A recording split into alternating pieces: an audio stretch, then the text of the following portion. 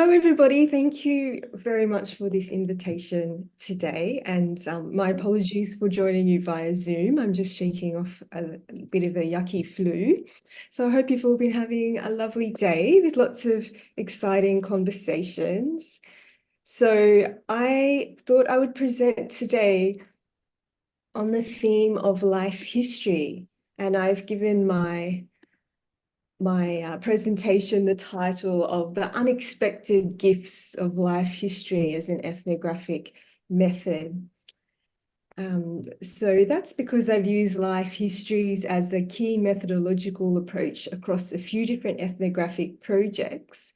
And I've found not only is it a very rich and effective methodology for gaining understanding, but it's also over time shaped my ethical orientation to my research. So I thought I would share my experiences with you.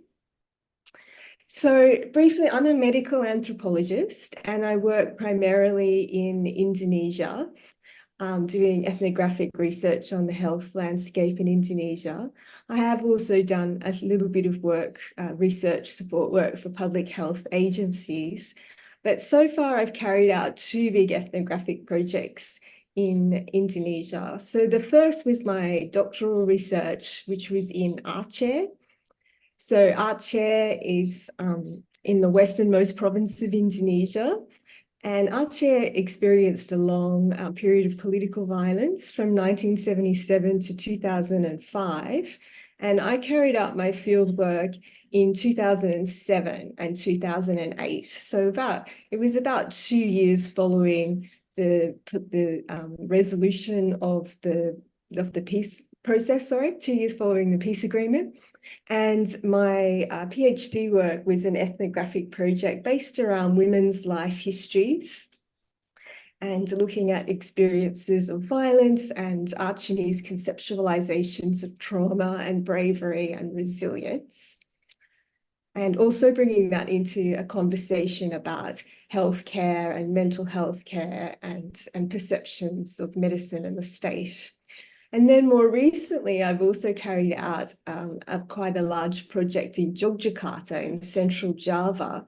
And that was more directly in medical anthropology, taking the life histories of midwives and looking at issues about trust in healthcare and how midwives and healthcare workers can enact trust, even though trust is also shaped by the broader social and political landscape.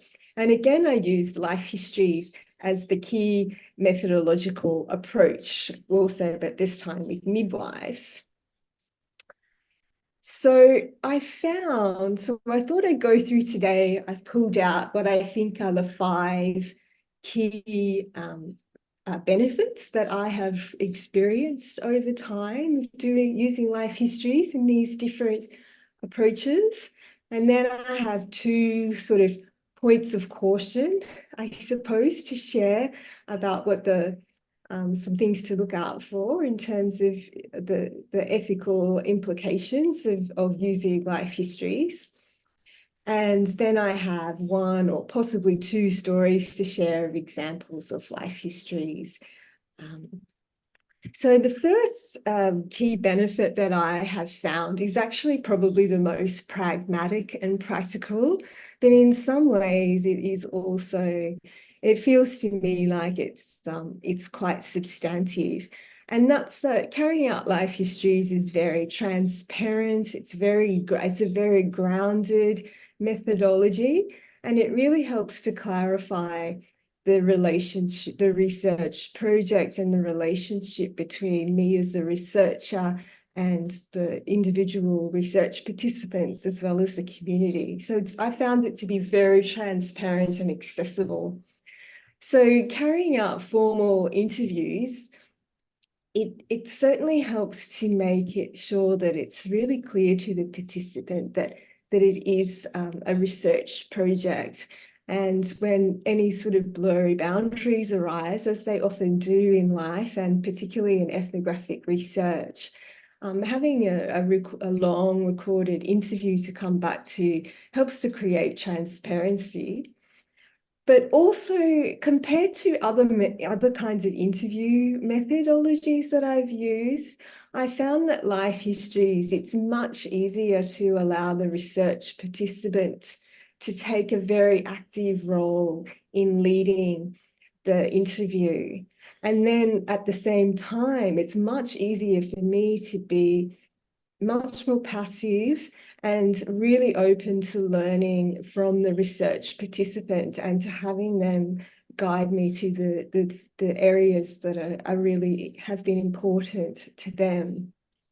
So since I think part of good ethnographic research is the research participants' willingness and even enthusiasm to be transformed through the ethnographic research process, I found that taking life interviews, much more so than, for example, semi-structured interviews, life histories really allow the participant to take the lead role.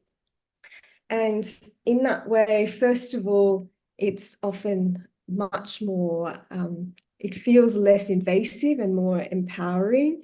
And it also allows me to more genuinely really learn of what the themes are that are of the most importance to the research participants and to learning from our research participants. And so to me, that feels just very clear and very ethically sound. And in terms of content, it's really radically informed my research and opened my eyes to the key areas that are of importance. So the first one, it's very transparent, grounding and clarifying to the research participants and to me as a researcher. The second main area is that life histories help to add historical depth and to capture intergenerational dynamics. So adding historical depth to ethnographic research is quite valuable, perhaps in some topics more than others, but I think in pretty much all ethnographic areas and all fields of research, we want to have a little bit of historical contextualization. And doing so through life histories really supports good ethnographic writing styles that can foreground lived experiences of people, and then to be able to contextualize that within broader, more conventional histories that we already know, and to show how certain kinds of processes and experience shape the changing social environment. So for my work, I found that adding the historical depth and the intergenerational dynamics have also been really interesting, looking at how the family histories that go to inform the way that historical and social change operates has been very valuable. The third is that life history tends to illustrate both diversity and shared social norms. So I think that's fairly straightforward. But by having individual case studies of particular people, it does allow it to be in the ethnographic writing, you can capture idiosyncratic differences and more subtle differences that come through different subject positions, through gender and age. Age has often been really important in the work that I've done, working with people who are younger and also elderly, all in the same ethnographic project, has really added a lot of depth to the analysis. And I also usually make an effort to do life histories with quite a large number of people to try to capture that diversity a little bit too. Now, the next one for me was a really big eye-opener for me personally. And that is that life, I found that in people's narratives, they often narrate the interconnectedness of different social processes and the way that they've shaped their lives. So my research, I have a strong interest in systems approach to health and social justice, and also to understanding how systemic change comes to shape the social and political drivers of health and health inequalities and embodied experiences and how that connects with broader themes of social justice and social injustice. And I found that that's precisely what people narrate in their life histories, not only in the content, but also in the form. So in a moment, I'll share a life history from one of the midwives that I interviewed in my most recent project, and looking at how a young midwife said about the very start of her career, was sent into a remote area, and the way that she encountered multiple intersecting forms of violence, I suppose, and social inequality, and also a fractured health system, and the way that she set out a new form of social care and developed a broader sense of social responsibility in observing those interconnected processes. So there's a big literature in public health about the social determinants of health and how to capture the interconnectedness of these different coexisting processes. So some people talk about structural violence and political violence, and there's a big debate about how to the best conceptual framings to capture that.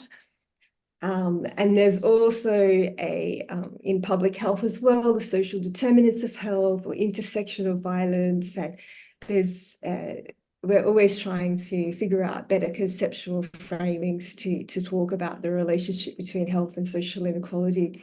So seeing that very explicitly in the form as well as the contents of life histories again and again, the way the processes come together to trap people at a crisis, but also the way that people interpret that and give it meaning, the way it relates to broader social values or religious sensibilities, and really importantly, the way that it shifts, the way that social norms shift, that people come in to respond to the situation, or that people's conceptualizations also might change over time.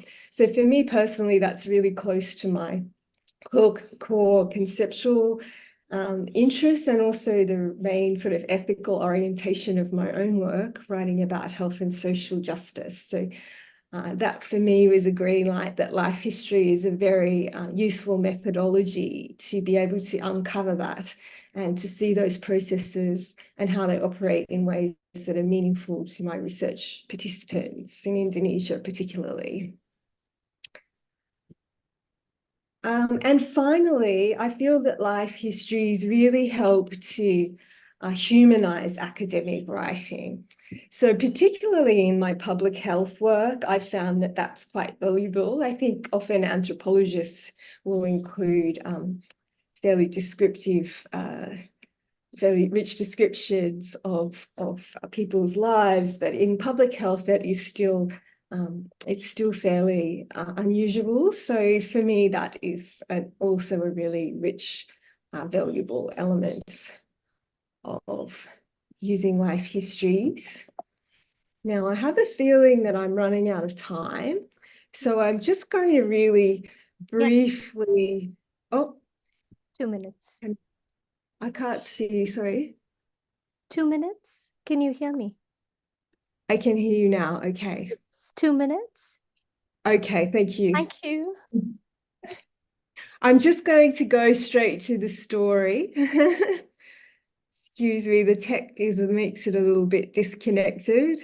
I'm just going to go straight to reading a little excerpt from one of my research participants, Siti, who was a midwife in Yogyakarta, recalling experiences of how she was sent as a young woman out to what was at the time a remote area and left to figure things out. So there are a few, I'll just jump straight into that. So Siti, now in her early 40s, runs an independent midwife practice in a tobacco farming village about 45 minutes outside of Yogyakarta. Like most independent midwife practices, Siti's practice is a hybrid clinical domestic space inside her family home. Siti and her family live upstairs, while the ground floor serves as her practice. In addition to the consulting and birthing rooms, bedrooms, and kitchens for guests, Siti runs a small shop from her garage stocked with basic pharmaceuticals. Siti is known as a friendly and skilled midwife, so that about 20 women from surrounding villages give birth in her practice every month. Siti lives with her 3 children and her husband Arif, who serves as the principal of the local primary school and who doubles as the unofficial village ambulance driver. Siti adopted one of her children after the girl was left abandoned by a unmarried woman who fled late at night after giving birth. Siti was born in central Java in a tiny village far in the mountains. She said that when she was a child, her mother was often called to support the traditional birth attendant. Although Siti sometimes joined her mother at these births, she said that her mother didn't encourage her to be a midwife, but that the path of her life drew her to midwifery. Actually, I didn't intend to become a midwife. When I was a girl, I wanted to be a dancer. I liked Javanese dance. I used to perform when I was in school, but the nursing college was run by Muhammadiyah. So I had to wear a headscarf and live in a dormitory, and the rules were very strict. I couldn't practice dance. Later, they thought it was pretentious for a nurse to dance. So I thought, well, okay, I'll follow the path of my life with a happy heart. So I became a midwife, which is humanitarian, right? Let alone in the poor remote district where they sent me. As a young woman, she moved alone to Yogyakarta to study nursing and midwifery. Soon after graduating, Siti was posted to a village about 2 hours outside of the city. She recalled her formative experiences as a midwife as follows. After I'd been working for just a year, the monetary crisis hit in 1998. The district I was posted to was always dry, always poor. The farmers had always struggled there because there's no water. So even in the community health centre, the patients were bathed with a washcloth, just one dip of water. We had to order the water to be sent up from Yogyakarta in jerry cans, and it was slow to arrive. I asked her, and who paid for the water, the government or the midwife herself? She replied, surprised, oh, the midwife herself must pay, that's clear, and the electricity too. She continued, so that's what I encountered when I arrived in this district as a young girl. It was dry, the farmers were poor, there was the monetary crisis, and there was a lot of suicide, a lot of suicide. People would take their lives if, for instance, they had a sickness that didn't heal. They felt despair to the point that they would hang themselves. So that's what I encountered as a young girl in the village. Before I arrived in the village, I was thinking about hygiene, what to do if there is a complicated birth. But when I arrived in the village and I saw the despair, the suicide, I realized that the responsibility of midwives included all of the needs of the people. Excuse me. And I think I might stop there because I've planned too much. But then the narrative goes on to include more detail about the ways that she tried to build trust with communities, even though she was considered to be an outsider as a young woman from the city going into quite a poor community, quite a close distance, but still considered to be culturally different.